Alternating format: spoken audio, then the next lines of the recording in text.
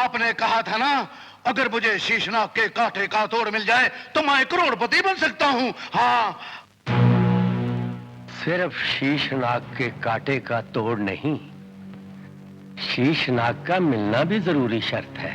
अगर दोनों मिल जाए बाबा तो मैं करोड़पति कैसे बन सकता हूँ? अगर शीशनाग किसी को डस ले और अगर वो जिंदा बच जाए तो उसकी थूक में इतना कीमियाई मादा आ जाएगा, अगर वो तांबे पर भी थूकेगा तो वो भी सोना बन जाएगा। तो फिर मैं सोना बनाऊंगा बाबा। मेरी थूक में इतनी ताकत होगी कि मैं तांबे को भी सोना बना सकूं। ये रहा शीशनाग के कांटे का तोड़। लेकिन शीशनाग कहाँ है? शीशनाग का पता भी मैंने चला लिया है बाबा। वो इसी इलाके में कहीं इर्द गिर्द है जहां मेरे सन्यासी बाबा ने डेरे डाल रखे हैं।